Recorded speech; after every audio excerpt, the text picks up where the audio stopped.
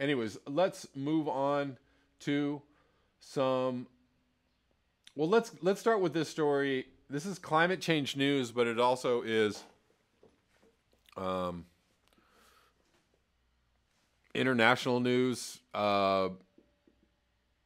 U.S. foreign policy news. This is a tweet from Sarah Abdullah.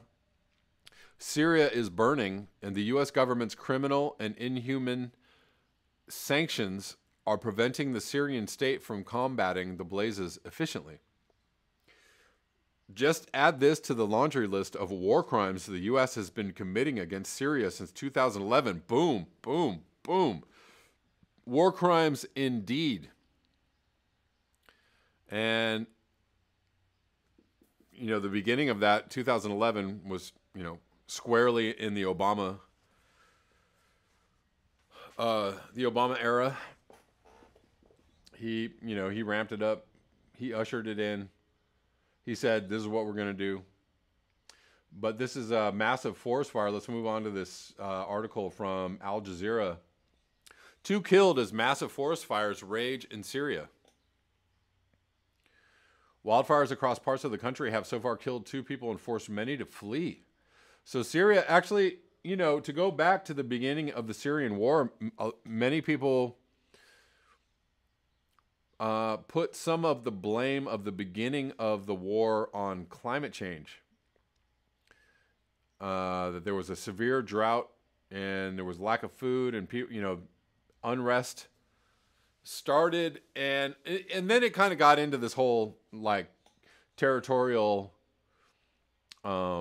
dick measuring thing, with the United States and Russia, and and we need the oil and we want a pipeline and ISIS and humanitarianism, right? It turned into this whole foreign policy, bullshit. But the seeds of the unrest in Syria was due to climate change. So now massive forest fires in war-torn Syria this week have killed at least 2 people and burned swaths of land, state media and officials said, as blazes also hit neighboring Lebanon. Syrian state television on Saturday morning broadcast scenes from the affected areas where firefighters were working to extinguish the blazes. It said hundreds of hectares had burned in the countryside of Syria's coastal Latakia and Tartus provinces and in the central Homs province. The health ministry said 2 people died in Latakia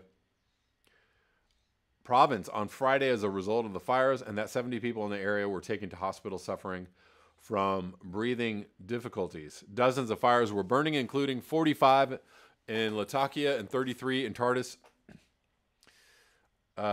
Syria's agricultural minister Mohammed Hassan Katana told a radio station on Friday. For the first time in its history, Syria is witnessing this large number of fires in a single day, Katana said.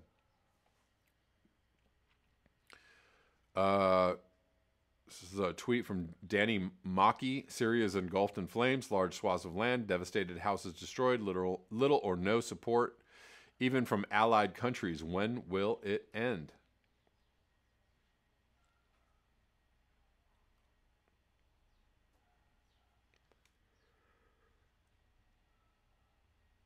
Wow.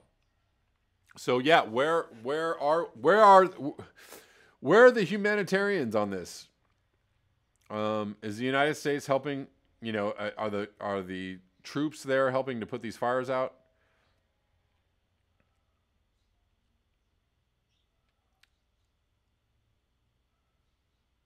Next door in Lebanon, meanwhile, there have been more than 100 fires across the country since Thursday, according to George Abu Musa, head of operations for the country's civil defense. The situation is crazy. There are fires everywhere. Abu Musa told the AFP news agency, we have mobilized 80% of our personnel and almost all of our centers in Lebanon. Yeah. Also, I guess they have fires going in Israel. Israeli police said in a statement, firefighters and police forces evacuated 5,000 people as the fire spread for a second day on Saturday. Wow. So, Climate change coming from the outside. Oh, I don't think my buttons are... Hold on one second, guys.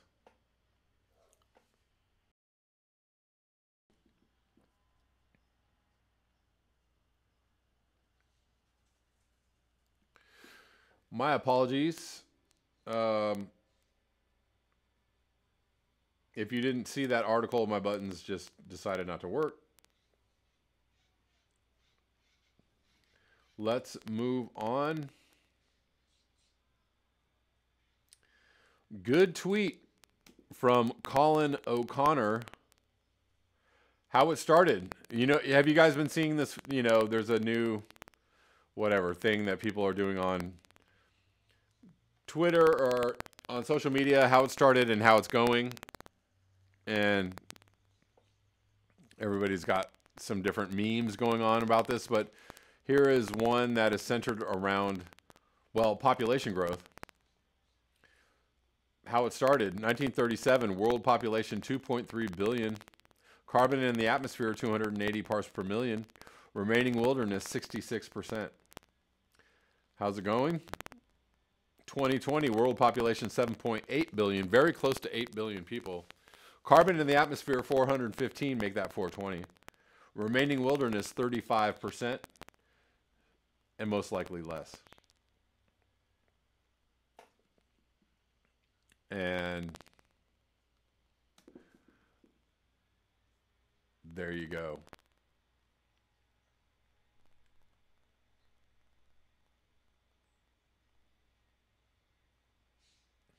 The crackling, is my sound crackling?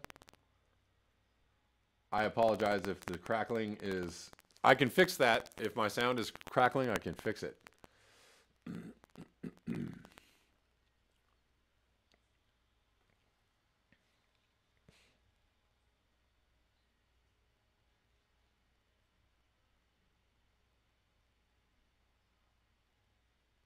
Okay, hold on.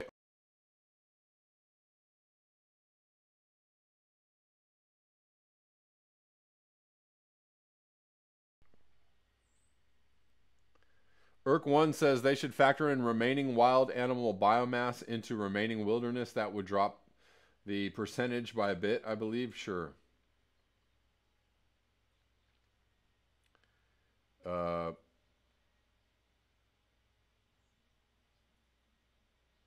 Floods in United Emirates. Okay, good. Good, good, good. Okay. Let's move on.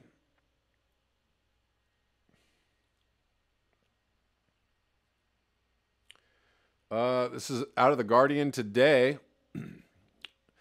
There's a book, or no, a movie,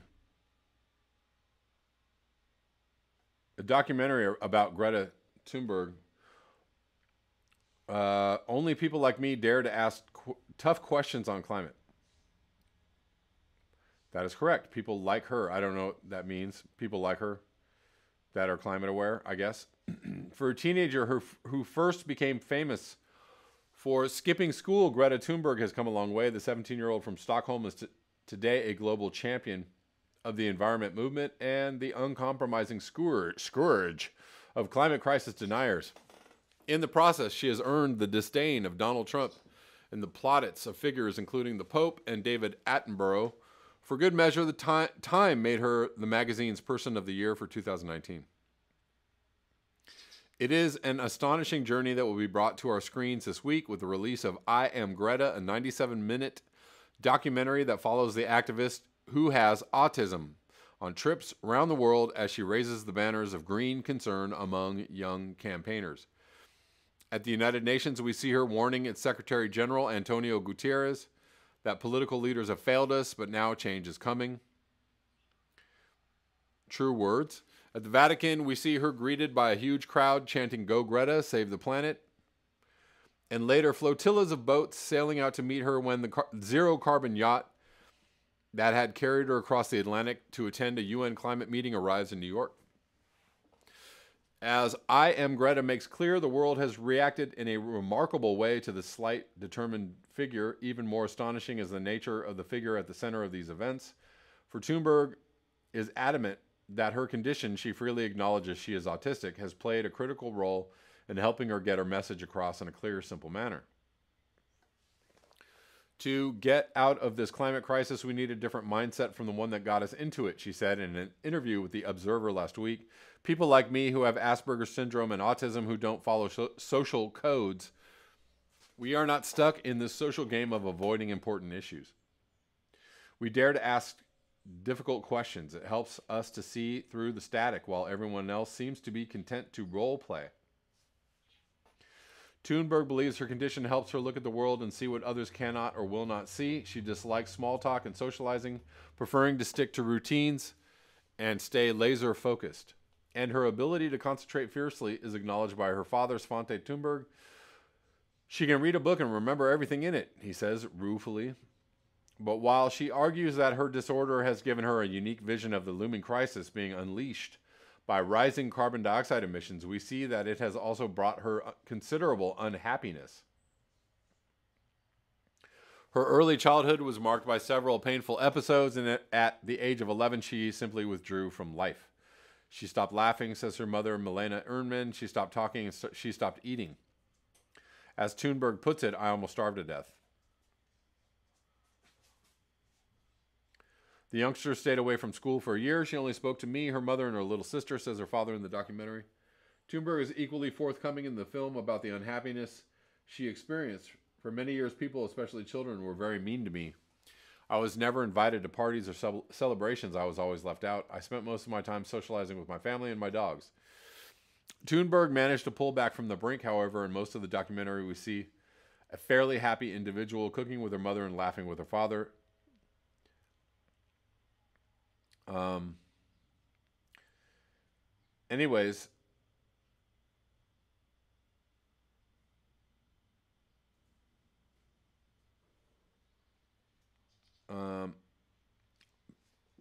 Anyways, there's a documentary coming out called I Am Greta. So there you go, if you guys are interested in watching that.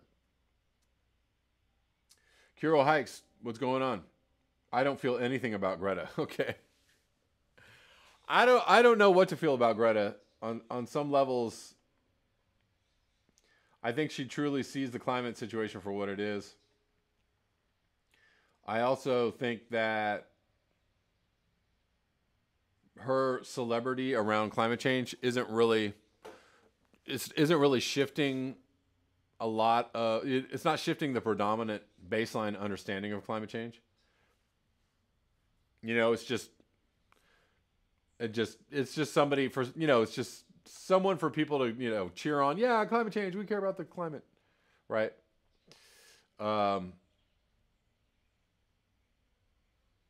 Yeah. Good to see you here, Kuro, man. I hadn't seen you for a couple of days, or maybe you were in the chat only briefly or something, but, glad you're well or okay enough to be here.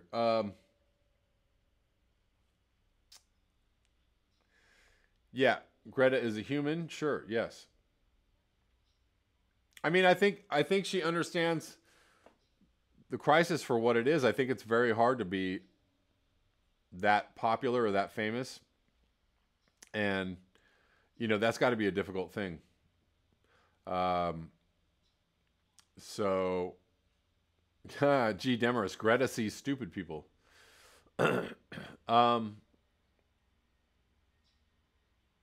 Okay, good.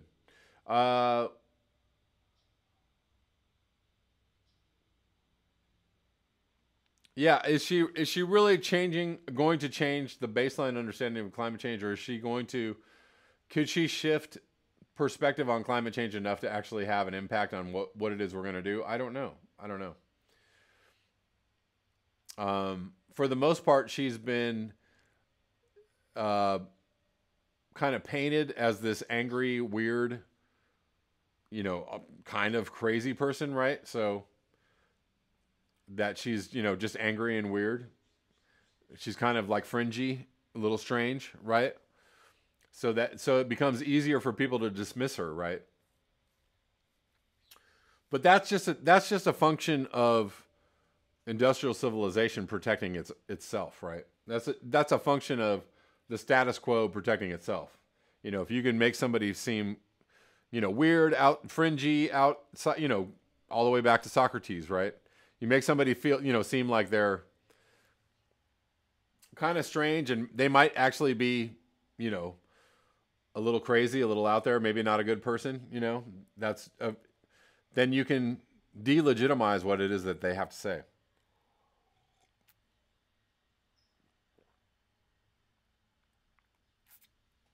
Jean says she helped to empower the voices of children. That is a fact. That is true. Absolutely.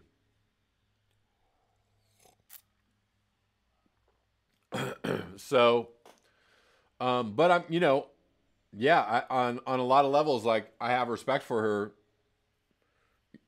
doing something, right? Doing what she's doing and being able to withstand the scrutiny and the criticism, I think is, you know, fairly amazing.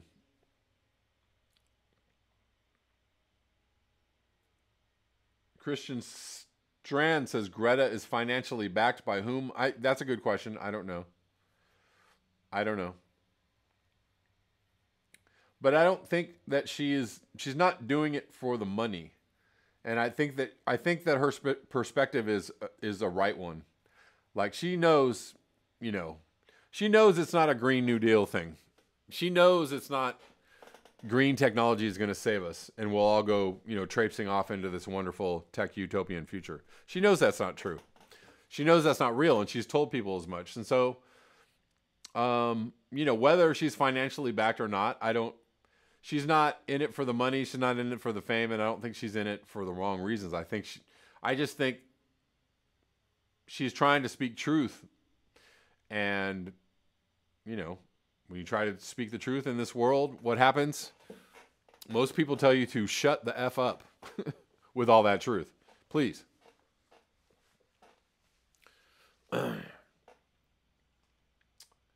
Right. Exactly. Hold on one second. Let me go back here. Wendy DeLee says, if Greta Thunberg puts out a YouTube video, 1,000 views. If some gamer girl puts out a YouTube video of Among Us gameplay, then 100,000 or more views. Sure. Right.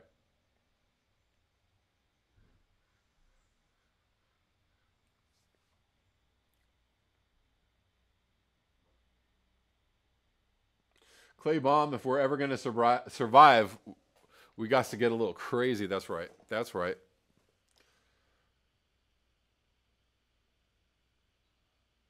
Alexi says Greta was crazy enough to speak first. Sure. Need a planet of the Gretas, maybe. Yes. Right. I think, you know, she's I am Sweet Leaf. I think you're right. And, you know, she's lit, you know, she sparked a little fire, and I think other people have to go ahead and take that, you know, take that torch and keep going. But it's not going to be, she's not going to do it. I think she's just a good spark.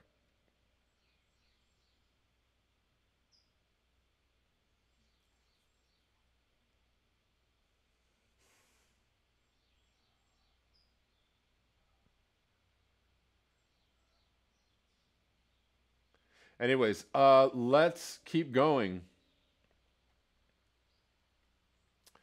Let's keep going. News item out of India. This is from Jim Baird.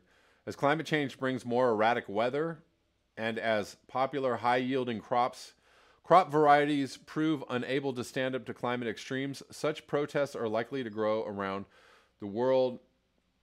And this is from Reuters. Hopefully I can read this.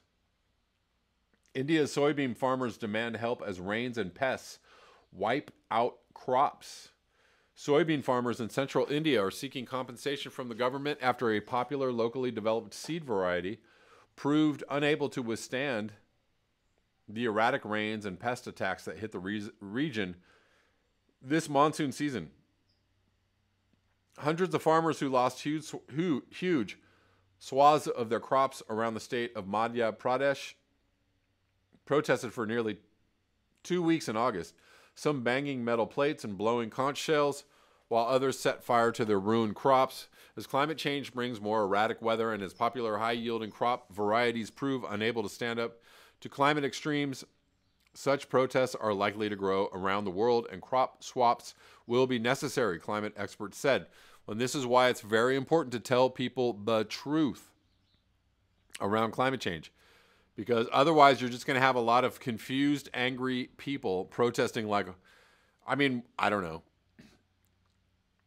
It's right to protest climate change, but just to protest the change in the climate, I don't know where that's going to get you, but I think you should demand that the media apparatuses and the governments tell you the truth so that you can be fully prepared for what is about to what's about to befall people. Heavy rains in August combined with a widespread infestation of whitefly and stemfly devastated crops, which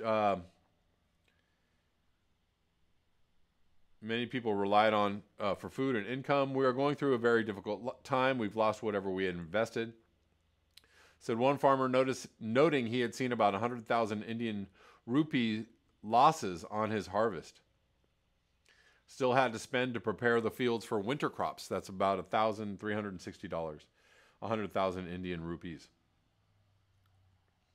Now it will be impossible for us to make ends meet, he said as he walked through his field surveying the damaged plants. Farmers in different parts of Madhya Pradesh told the Thomson Reuters Foundation they had lost as much as 90% of their soybean crop. The crop losses on top of the coronavirus pandemic, which has caused job losses and illness, have been particularly devastating for the region's soybean farmers.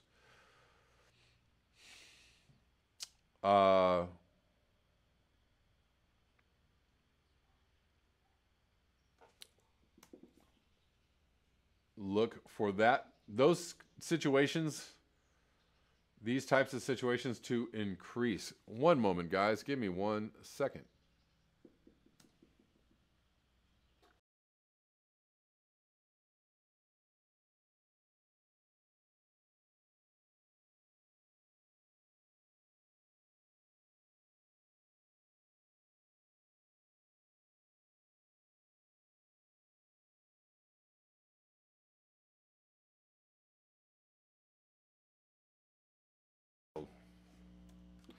All righty.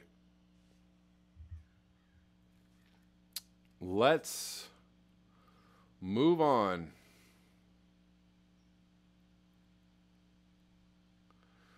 This is a good tweet from Go Green at Eco Warriors. Our Earth is dying.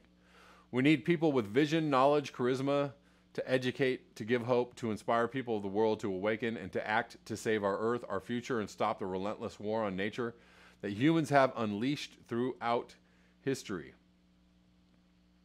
and now threatens all life.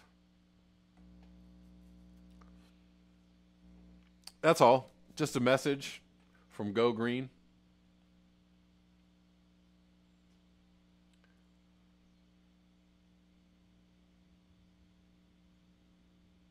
We have 125 watching, 58 likes. Please like up the video. If you are new, please subscribe.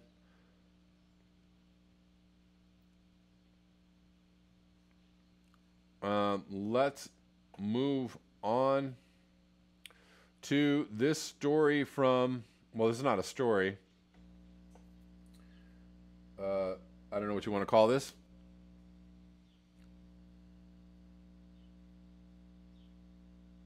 Essay, editorial. Opine from Umar Haq, who we have read some of his stuff before. This is from Medium. If things feel bleak, it's because this way of life is coming to an end. The lesson of 2020 is either we change or things collapse around us. Here's a tiny question. What is the lesson COVID is trying to teach us?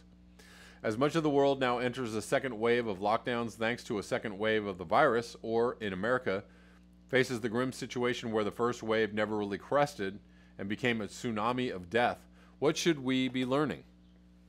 I think of COVID as a message backwards from the future, and it says something like this. Life as you knew it is now over. The future is now going to become a bitter and bruising battle for the basics. The basics. Air, water, food, medicine, and energy. Things that many of us once took for granted and assumed would simply be around as if by magic. That age is now coming to an end. Did you ever think that breathable air would be in short supply? It's already being marketed as a luxury. In where else? California. The very same California which is on fire on the one hand and racked by COVID on the other. Result? Air itself has become a luxury in a collapsing America. That is what the future looks like, except for all the basics. Another way to say that is that a certain way of life is now coming to an end. To make that point, let me ask the question, why have Eastern countries done better on COVID than Western ones? What does that teach us about the future? Well, the first thing it teaches us that money and power and history are no guarantee of success in this battle for basics that the future is now about. Maybe the rich can buy clean air, but a whole society, forget it. People have to work together to provide one another the basics, and that is where the Western response to COVID has fallen down. Western nations are still fixated on illusory notions of freedom. But freedom itself is what is going to change radically in this age, if not by choice, then by the force of nature's revenge.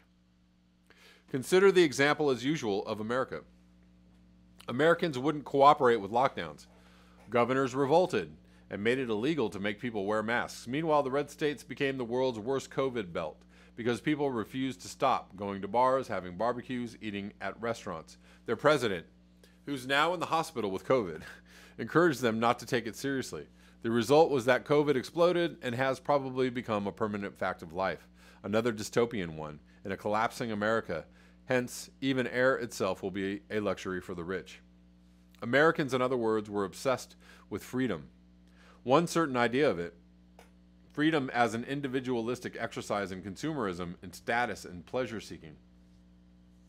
What Americans don't tend to understand is that old list of American freedoms is now badly obsolete.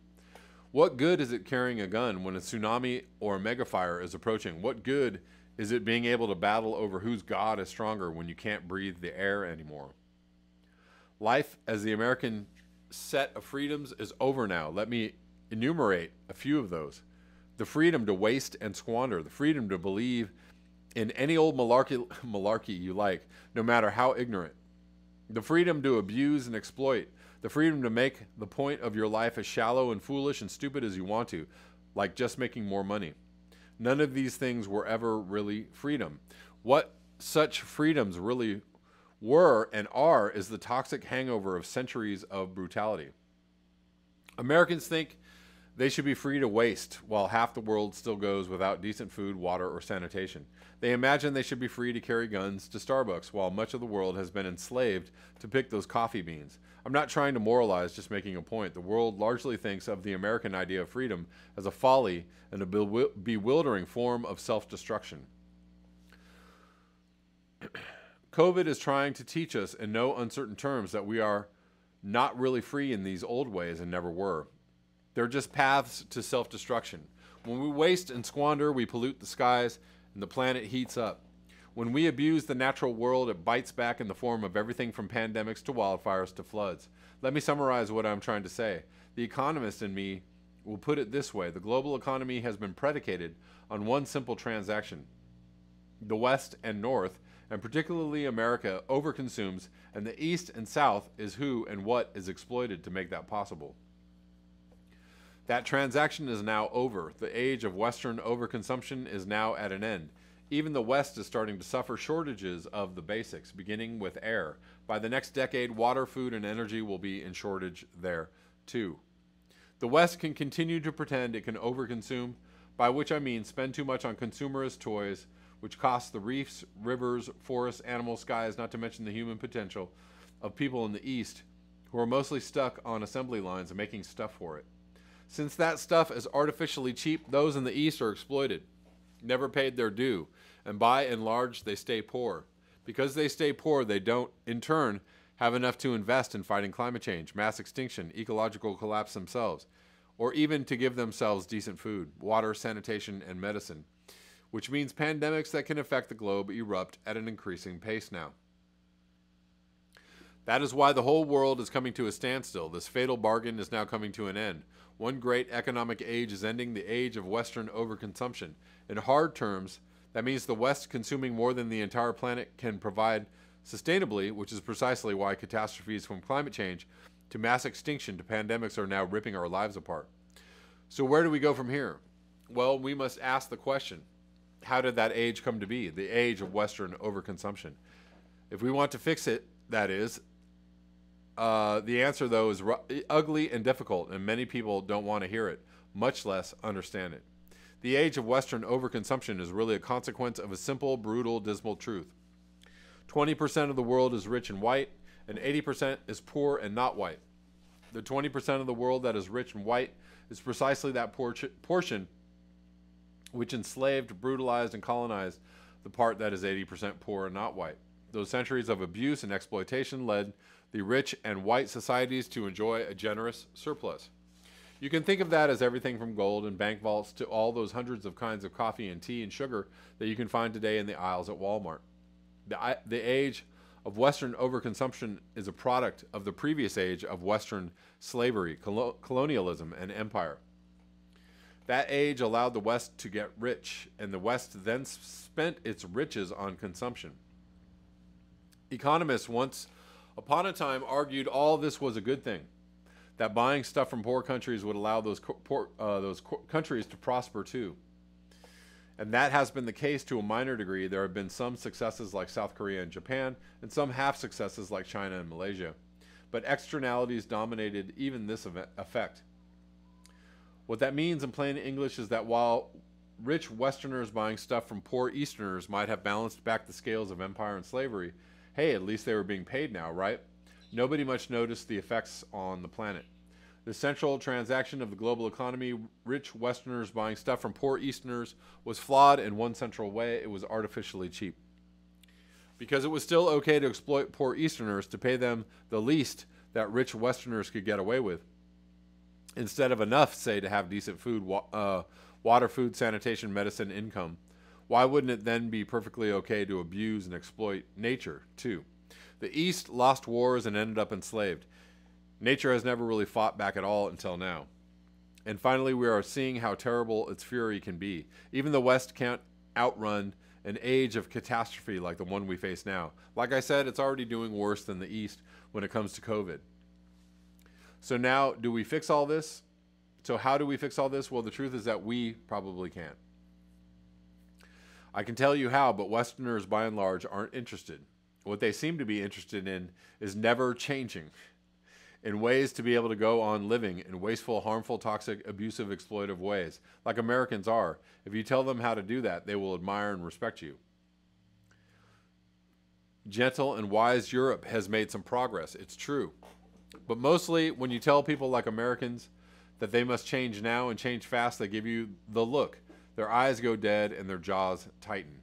They're holding in the anger of having to hear something they don't want to, aren't equipped to, and can't handle. We aren't going to fix the age of Western overconsumption. What it would take is something like this: the rich West agreeing to pay nature. After all, nature works hard for us. It provides us everything from water to air to food to medicine. If the rich West were ready to agree to pay nature for the work it does instead of exploit and abuse it, then treaties could be made to compensate Eastern countries and their people. To pay them living wages for doing things like caring for rivers, reefs, forests, oceans, animals, and so forth, instead of just toiling away on assembly lines to make cheap junk for rich Westerners. But that is not going to happen, probably. I say that for a very simple reason. I have millions of readers, and the one topic nobody much in the West wants to hear about is fixing the future. They say they want to hear about it. They are constantly asking me what to do about the state of things. But when I write about it, only a handful truly listen. Not even a handful. So what I think the majority of Westerners mean when they ask me what to do is, tell me a way to never have to change. I want to live the old way, the wasteful, exploitive, abusive way.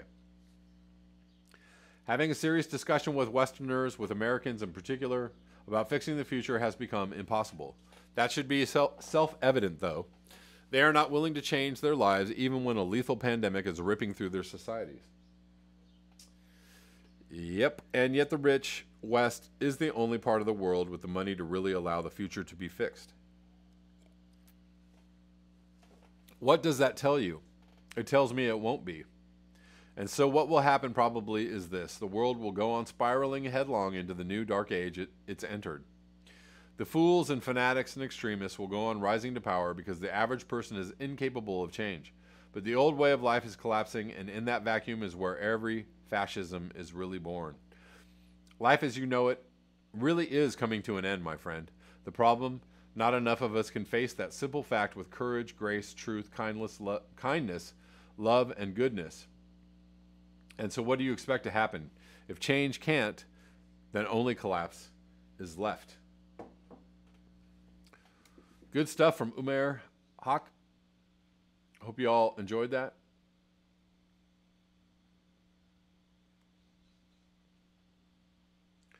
Al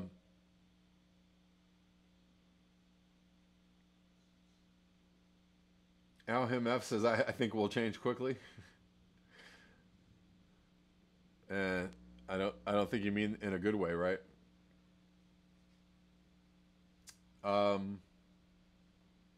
Clay Bomb, too many CFMs. Hunter Z says, is there a non-Westerner watching now? Perhaps. I don't know. Maybe, maybe not. I'm going to go back before I leave. I want to go back to this article from the Gray Zone. It's still going.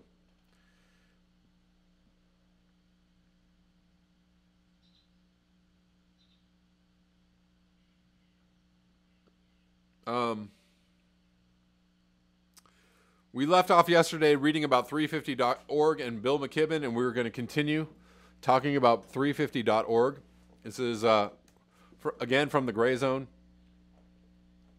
The Rockefeller Brothers Fund incubates 350.org, and perhaps the most uncomfortable scene in Planet of the Humans, Bill McKibben was shown visibly squirming as an interviewer asked him about family foundation support for his 350.org.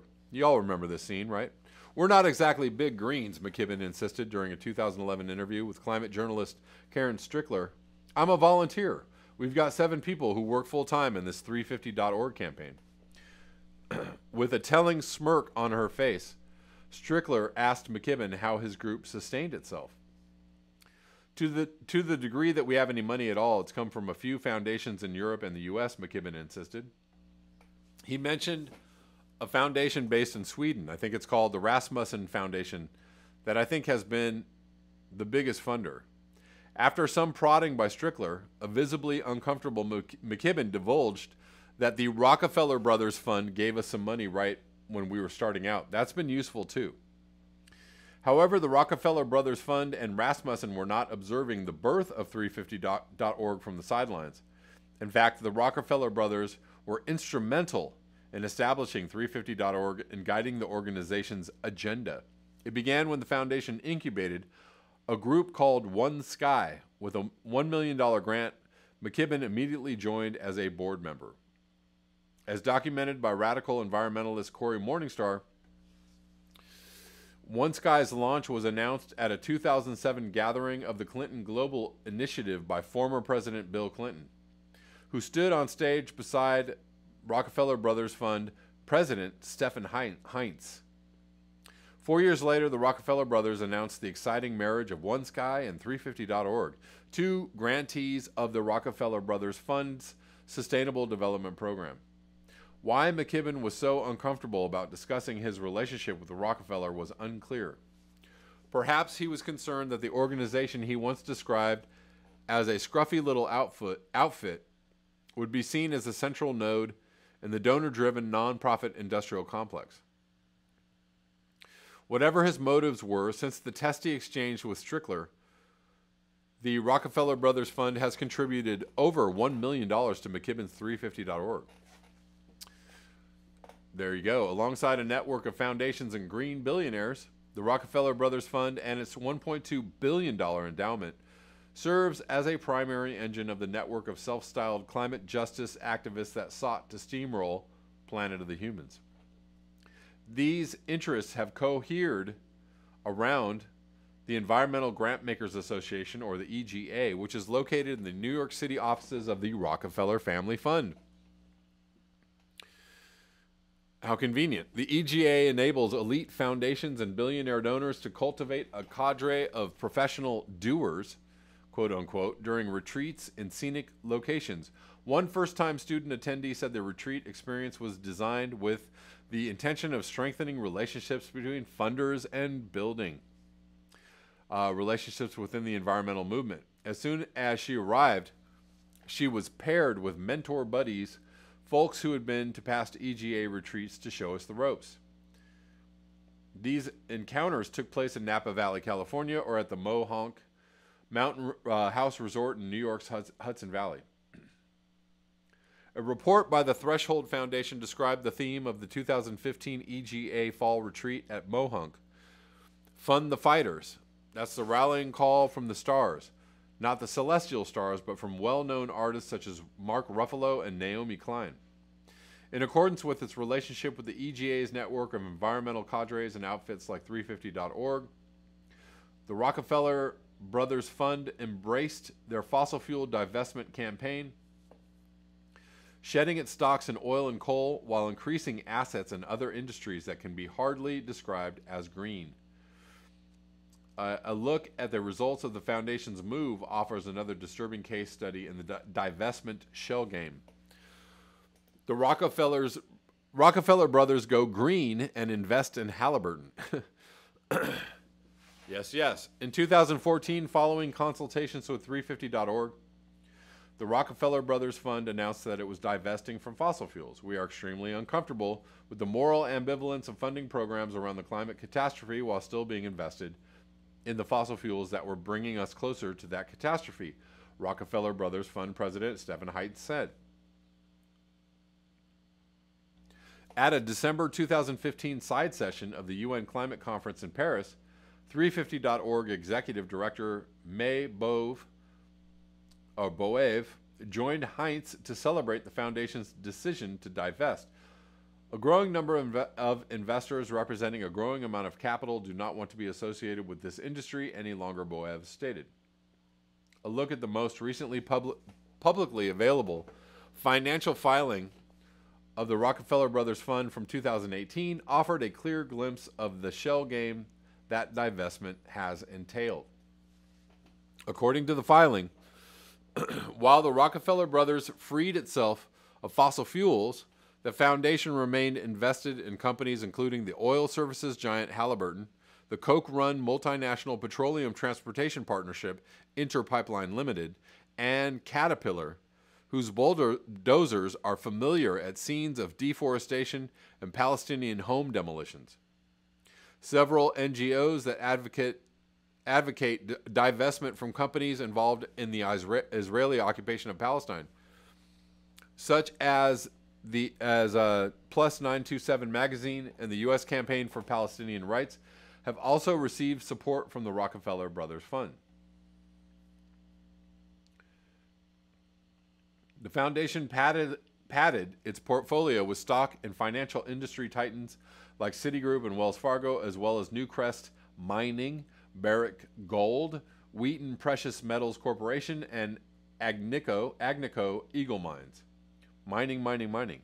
The Rockefeller Brothers Fund listed at least $20 million of investments in Vision Ridge Partners, which was itself invested in a biomass company called Vanguard Renewables under the guise of renewable energy, quote unquote. In December 2019, Vanguard Renewables forged a partnership with Dominion Energy, the energy giant whose Atlantic Coast pipeline was defeated this June thanks to grassroots environmental mobilization to convert methane from farms into natural gas. Since the Rockefeller Brothers Fund answered 350.org's call to divest from fossil fuels in 2014, the foundation's wealth has increased substantially. As the Washington Post reported, the Rockefeller Brothers Fund's assets grew at an annual average rate of 7.76% over the 5-year period that ended December 31, 2019. The outcome of the Rockefellers' widely praised move established a clear precedent for other elite institutions. By allowing organizations like 350.org to lead them by the hand, they could greenwash their image, offload stocks in a fossil fuel industry described by financial analysts as a chronic underperformer, and protect their investments in growth industries like mining, oil services, and biomass. McKibben, for his part, has marketed fossil fuel divestment as a win-win strategy for the capitalist class. The institutions that divested from fossil fuel really did well financially because the fossil fuel industry has been the worst performing part of our economy. Even if you didn't care about destroying the planet, you'd want to get out of it because it just loses money. Blood and gore make the case for long-term greed. In another move apparently intended to burnish its green image while padding its assets, the Rockefeller Brothers Fund invested over $1 million in Generation Investment Management's Generation Climate Solutions Fund 2 and Generation IM Global Equity Fund. These entities are jointly managed by Al Gore, the former U.S. Vice President, who negotiated a notorious carbon offset loophole at the 1997 Kyoto Climate Protocol that has been blamed for the release of 600 million tons of excess emissions. Really, Al Gore? Really?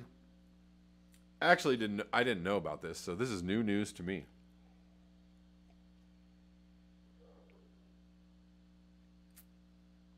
Or if they covered it in Planet of the Humans.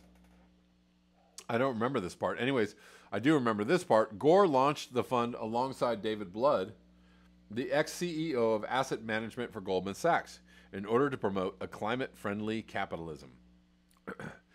In a 2015 profile of Blood and Gore's Generation Investment Management Fund, The Atlantic's James Fallows describes their investment strategy as a demonstration of a new version of capitalism, one that will shift the incentives of financial and business operations towards a profitable green economy while potentially saving the system of capitalism itself. Blood was blunt when asked about his agenda. He said, "We are making the case for long-term greed." The banker Blood and the green guru McKibben shared a stage together at the 2013 Conference of Sarahs, a nonprofit that works to consolidate the mutually beneficial relationship between Big Green, and Wall Street. All right, I'm going to leave off the reading there. There's so much more to this article. I mean, it is important. And I'm going to finish with this article that was tweeted out by Jeff Gibbs himself. And guess what? This is happening right now. It's from the Narwhal. From October 9th, 2020. BC, or British Columbia, gives Pacific bioenergy green light to log rare inland rainforest for wood pellets. Wow. The Prince George plant will grind ancient cedar and hemlock into pellets to be burned for fuel overseas, destroying forest that's home to endangered caribou and vast stores of carbon. Sean O'Rourke was hiking in BC's globally rare inland rainforest this spring when pink flagging tape indicating a planned cut block caught his eye. Finding flagging tape is nothing new, but when he looked closer, he realized the tape had the name of a nearby pellet company on it, Pacific Bioenergy. The company operates a plant in Prince George where it turns waste wood products, sawdust from mills, tree bark, wood shavings, and clippings into pellets to be burned to produce heat or electricity, replacing coal and fossil fuels. More than 90% of the Canadian wood pellets are shipped overseas to Europe and Asia. But the ancient cedars and hemlocks in the rainforest in Ledley-Tene, I don't know how to pronounce this, Ledley-Tene First Nation territory, about 60 kilometers east of Prince George, are most certainly not waste wood.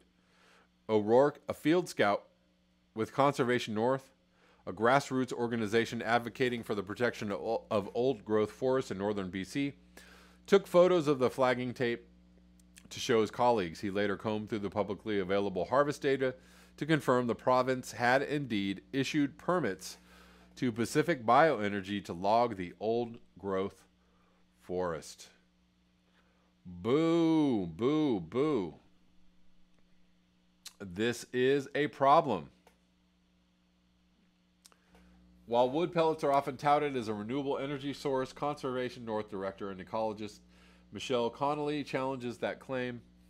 If the raw material for harvested wood products or pellets is coming from primary and old-growth forests, it is not clean or green or renewable in any way, shape, or form, she said in an interview. Destroying wildlife habitat to grind forests into pellets to ship them overseas to burn, to feed into an electricity plant so that people can watch Netflix or play video games really late at night, we can't allow that to happen, she added. The planned cut block is set to be logged this winter for pellets, but Conservation North is asking the BC government to provide legal protection to all primary forests, those that have never been logged in the northern region. And of course, this rare ecosystem is home to massive trees, endangered caribou, and vast carbon stores. After O'Rourke showed his colleagues his photos, they went to the rainforest together to explore the area slated for logging. The group walked for almost 2 hours to get to the flagged boundary. The forest is surrounded by clear cuts and second growth strands of lodgepole pine. Connolly describes it as an oasis. There are low carpets of moss and beautifully fallen old trees, Connolly said. The stands that we've seen have really large western red cedars and western hemlock, and we occasionally came across massive Douglas firs that are really large for this area. It would take at least 3 people to wrap your arms around them. More than 500 kilometers from the coast, the inland rainforest is one of the rarest ecosystems in the world. Temperate rainforests far from the sea are only found in 2 other places on the planet, in Russia's Far East and southern Siberia. Beautiful.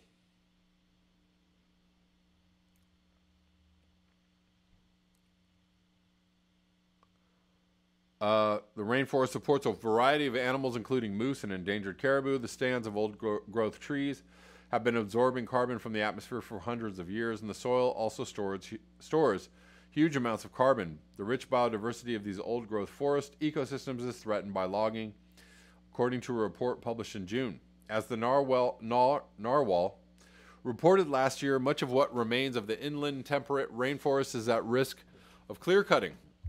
Connolly said there is little to no social license to harvest these old-growth trees. We've talked to a lot of people who hunt, who trap, who fish, who guide, and among those people, we've sensed a lot of dismay about what's happening, she said. We're kind of at the limits of tolerance up here.